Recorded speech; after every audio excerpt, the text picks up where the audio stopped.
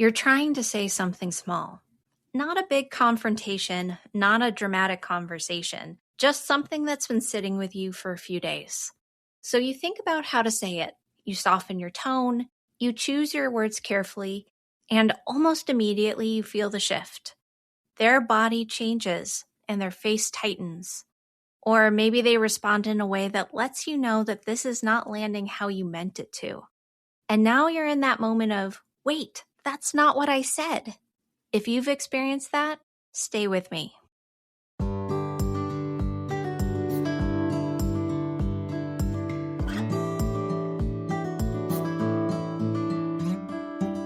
You're listening to Coupled With, the podcast that helps you take the guesswork out of feeling seen, heard, and valued in your relationship. If you've ever felt stuck in the same arguments, struggled to stay connected, or wondered how to better communicate with your partner, you're in the right place. I'm Dr. Rachel Orlick, a couples therapist and coach, and together, we're going to make relationships make sense. Let's dive in.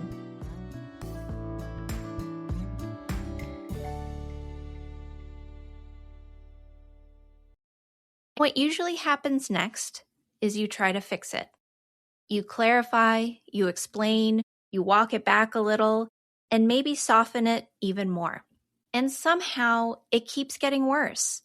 You can feel yourself working harder to be understood, while at the same time feeling less and less understood.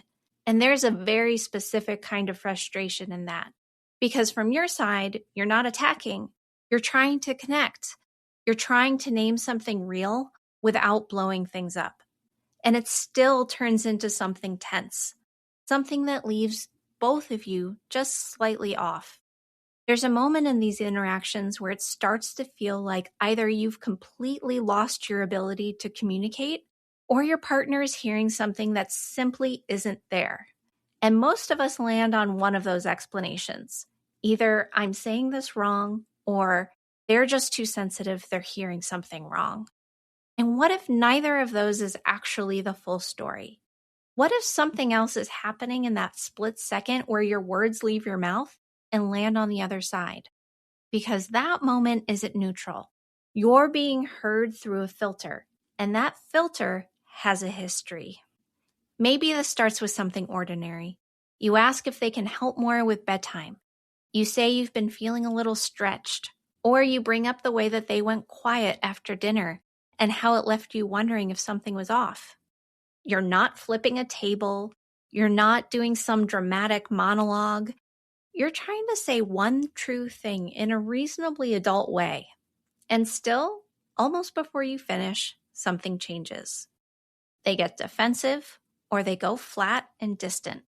And maybe they respond with a particular energy that says, apparently, I can't do anything right. And now the whole conversation is tilted. What you thought was a moment of connection, or at least could be, has somehow become a moment of protection. And once you feel that shift, your system is going to react too. You start trying harder.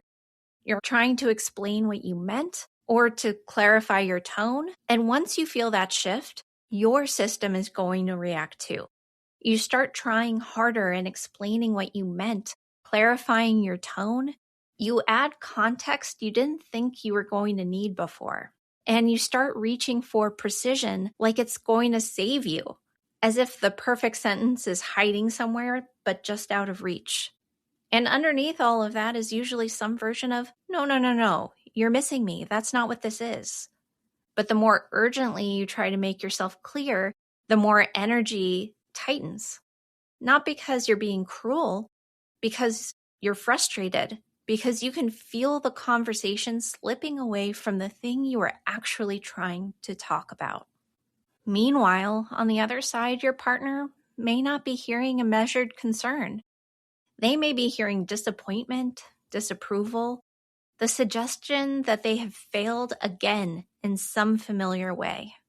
So even if your words are relatively calm, their system may already be bracing. And once that bracing starts, people do what humans do when connection feels even a little bit uncertain. They defend, shut down, explain, pull back.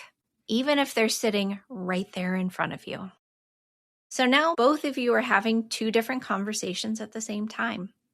One is the actual topic, the other is the meaning each of your systems is assigning to that moment. And most of the time, that second conversation is the one that's running the show. What makes this pattern so maddening is that both people usually feel misread. You feel like, I'm trying to bring this up carefully and gently, and somehow I'm the bad guy? And they feel like, I'm being told I'm failing before I even get a chance to respond. So the room fills up with intention on one side and impact on the other, and neither one really feels acknowledged. That's the loop. Not bad communication in the simple sense, not one person caring and the other person not caring. Two people both trying to protect something important and accidentally making it harder to find each other. So this is usually where we try to solve it by improving communication. Better wording, softer tone, more thoughtful delivery. And to be clear, those things do matter, but they don't fully explain what's happening here. Because if this were just about communication skills, then careful, measured conversations would reliably land well. And you already know that's not true. You've probably had moments where you said something as gently as possible and it still got received like criticism. So we have to zoom out a little because what's happening in that moment is not just about how you're saying something. It's about how it's being experienced on the other side.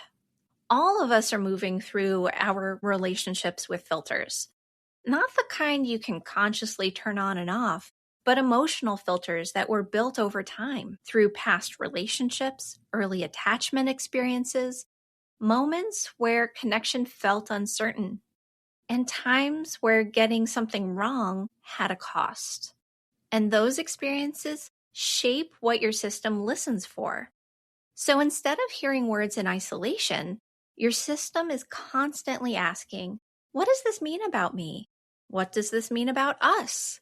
And it answers those questions very quickly, which means your partner isn't just hearing what you said, they're hearing it through what their system has learned to expect, what they get scared of.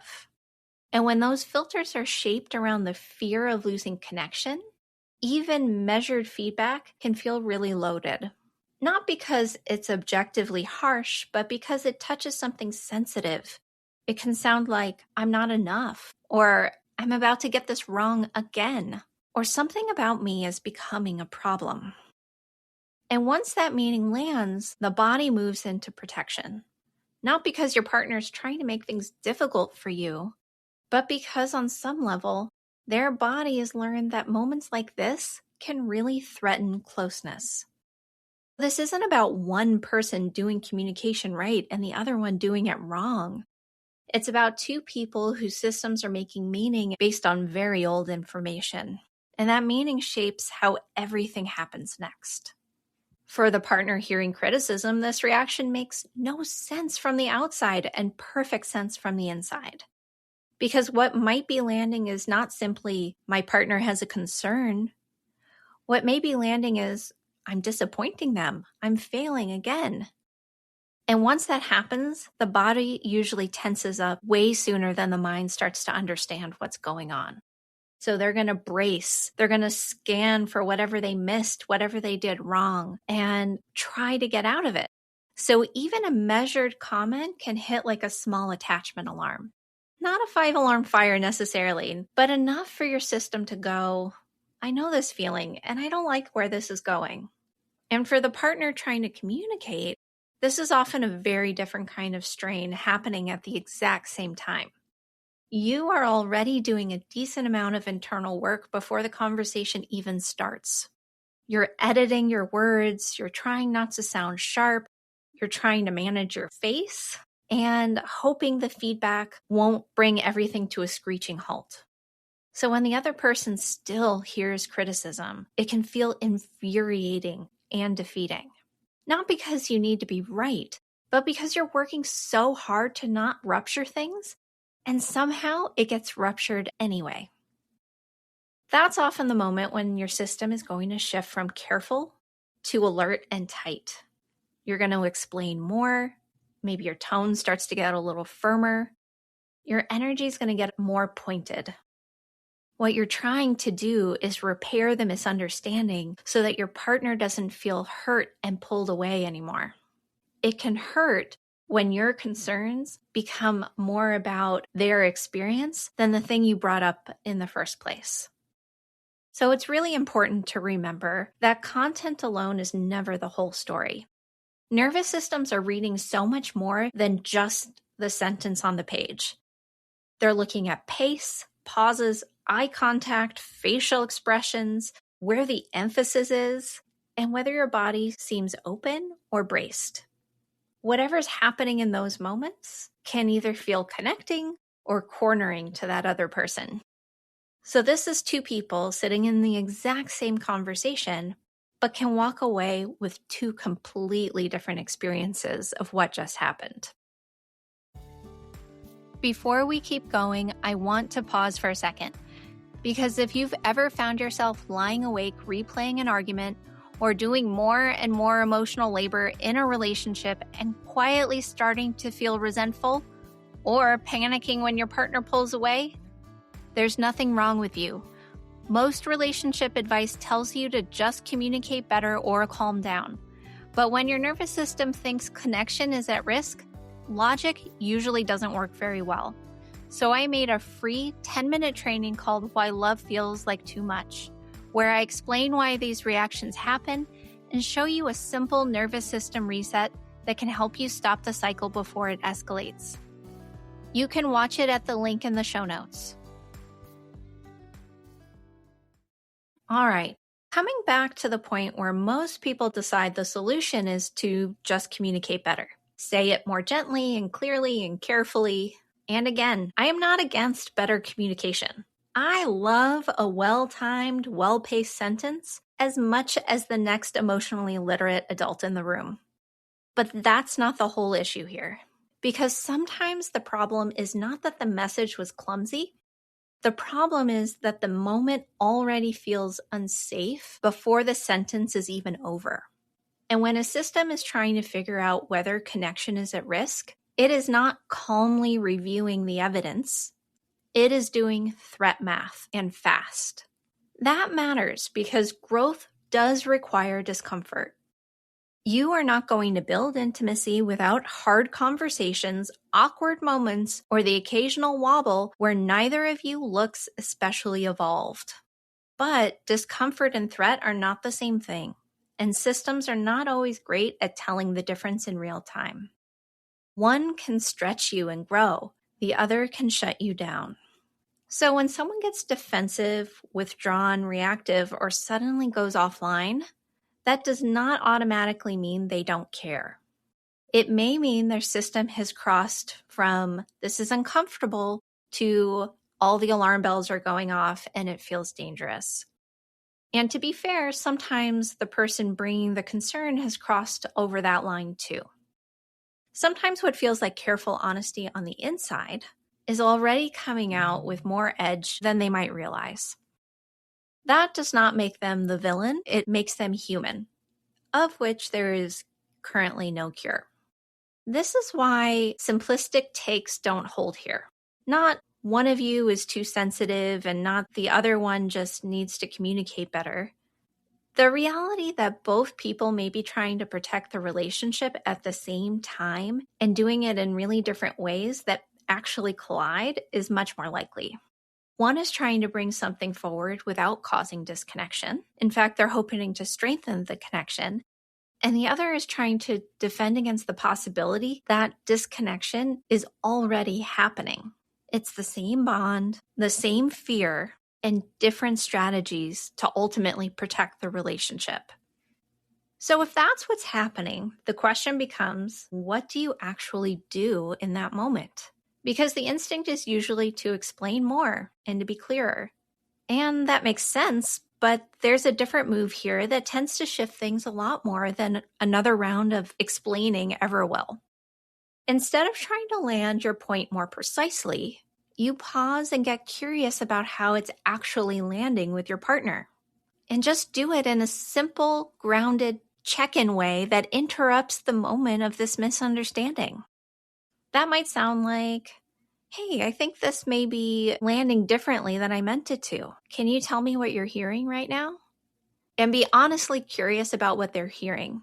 Because if they can share with you their fear of what's going on, then that's a place where you can actually connect with them and then help them understand where you're hurting as well. It's not about giving up on your point or backing away from what matters. You're creating a space for translation, because once your partner actually says what they're hearing, you can start to see the gap. You can see how your "I'm feeling stretched and can use more help" turned into "you're not doing enough." And now you're not arguing about tone in the abstract. You're looking at this distortion together. And just to be clear, this is not a magic sentence that fixes everything. Sometimes your partner still won't be able to articulate what they're hearing. Sometimes they'll stay defensive. Sometimes you'll ask the question and immediately feel your own irritation spike because now you're doing even more work. So the point of this shift is not to create a perfectly regulated conversation every time. It's to slow the pattern down just enough that you can see it while it's happening instead of getting swept all the way through it. So if you take nothing else away from this, I want you to think about this. The problem is usually not as simple as "I said it wrong" or "they heard it wrong." Most of the time, it's something much more layered. Two people standing in the same conversation, but having completely different emotional realities. When those two realities collide, even a measured conversation can start to feel surprisingly charged. That does not mean the relationship is doomed, and it doesn't mean love automatically knows how to bridge this on its own. It just means nervous systems are involved, which is both very human and at times very inconvenient. But what it does tell me is how much you care about each other. What makes this kind of pattern so painful is that it leaves both people feeling alone in a moment that they really want to reach towards each other.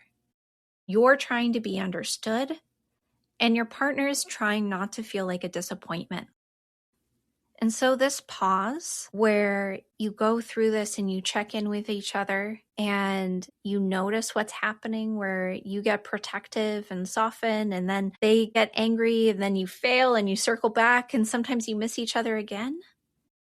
This pattern is about doing it over and over again so that it starts to feel safer and you feel more comfortable with each other in this space of not knowing.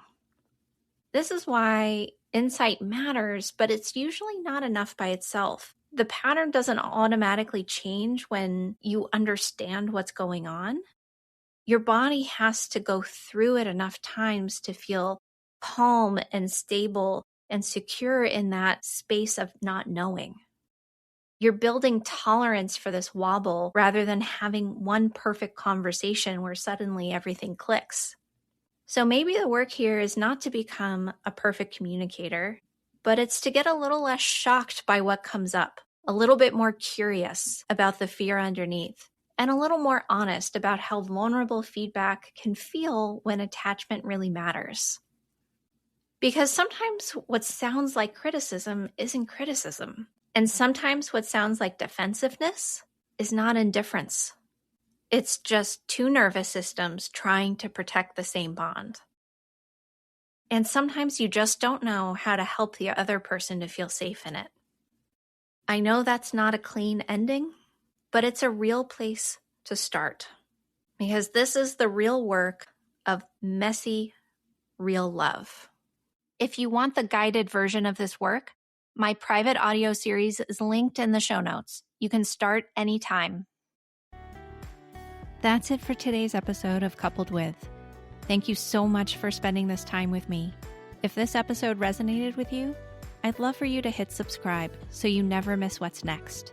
And if you found it helpful, please share it with a friend or leave a quick rating and review. It really helps more than you know. And if you're curious about how we might work together or want more resources to strengthen your relationship, head over to my website, www.drrachelorlick.com. You'll find free tools, podcast extras, and ways to go deeper. Thanks again for listening, and I'll see you next time.